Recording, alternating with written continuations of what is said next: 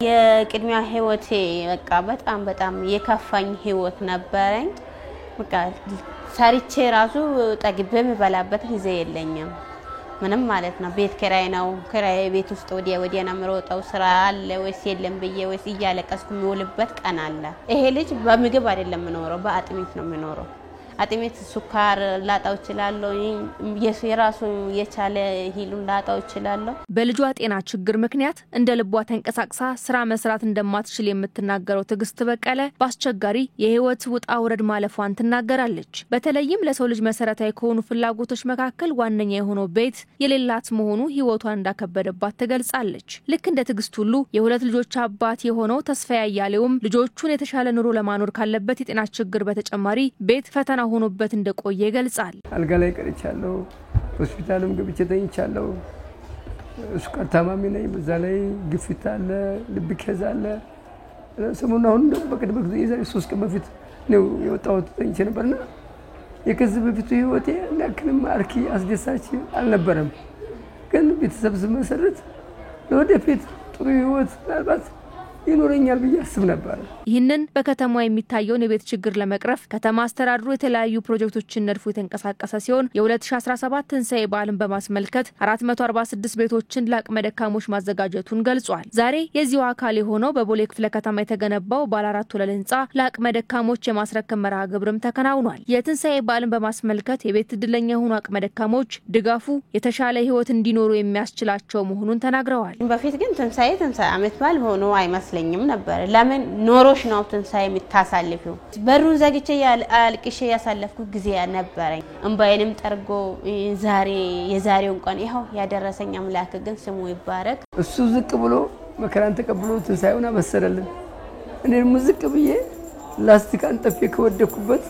ይሄ ለኔ እዚህ ደረጃ ስደርስ ለኔም ትልቅ ትንሳኤ ነው ስማኝ ደስታም ወደርም የለው ዳግም እንደገና የሰው ልጅ ይወለዳል እኔ ግን ዳግም ተወለድኩኝ የአዲስ አበባ ከተማ ከንቲባ አዳነች አቤቤ በባለፉት 7 ዓመታትም 39000 ቤቶች ለአቅመ ደካሞች ማስረከብ መቻሉን ገልጸዋል መርሃ ግብሩም የተረሱና በሚኖሩበት ማህበረሰብ ፍትሃዊ ተጠቃሚነታቸው ያልተረጋገጠላቸው ዜጎችን ተጠቃሚ ያደረገ መሆኑንም ገልጸዋል በማይመች ሁኔታ ውስጥ ሲኖሩ የነበሩ በተለይም ደግሞ ከአካባቢው ንጽህና መጓደል ከፍሳሽ ማስወገጃ ከመጸዳጃ ቤት ጀምሮ ያለውን ችግር ስንመለከት የሰውንም ክብር በሚነካ ሁኔታ ውስጥ ነበርና የሚኖሩት እነኚህ ትልልቅ ለውጦች ናቸው እኛ ከተማችን ላይ ከምናየው ፍላጎት አንፃር ደግሞ ገና ብዙ መስራት እንዳለብን ብዙ አካላት ከኛ ጋራ እንዲተባበሩ እንዲነቃቁ እንዲህ አይነት በፈጣሪም በሰውም ዘንድ ትልቅ ደስታን የሚፈጥርና ክብርን የሚያሰጥ ጽድቅንም የሚያመጣ በረከትን የሚያመጣ ስራ አብረን እንስራ የ2017 ትንሳኤ በዓልን በማስመልከት ለአቅመ ደካሞች ከተዘጋጁት ቤቶች ቦሌ ክፍለ ከተማ 117 ሚሊዮን ብር በማውጣት 65 ቤቶችን መገንባቱን ገልጿል በጥቅሉ ትንሳኤ በዓልን ምክንያት በማድረግ እንደ ቦሌ ክፍለ ከተማ 65 ቤቶችና በአጠቃላይ 117 ሚሊዮን ብር የሚገመት ትንሳኤ በዓልን ምክንያት በማድረግ አቅመ ደካማ ችግረኞችና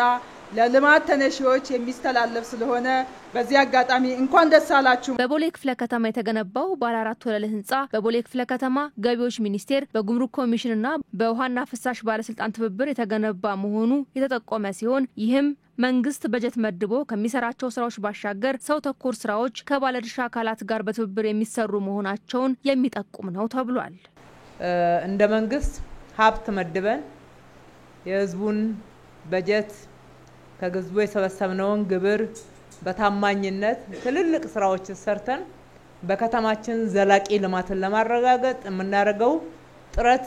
እና የስራ ውጤታማነትም እንደተጠበቀ ሆኖ ሀብት ባጠረን በጀት ባጠረን ቦታ ደግሞ ዝቅ ብለን በመለመን በማስተባበር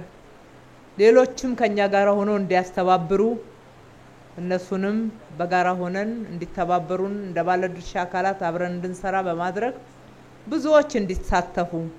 ሰበርስ መተሳሰብና መረዳዳት እንዲዳብር ከምንም በላይ እኛ ከተባበር ብዙ ችግሮችን መፍታት ብዙ አስቸጋሪ ሁኔታዎችን መሻገር እንደምንችል በማመን እየሰራን ነው ውጤታማም እየሆነ ነው በአዲስ አበባ እየተከናወኑ ከሚገኙ የልማት ስራዎች ጎን ለጎን የዜጎችን ህይወት የሚቀይሩ ሰው ተኮር ፕሮጀክቶች ተግባራዊ እየተደረጉ መሆናቸው ይታወቃል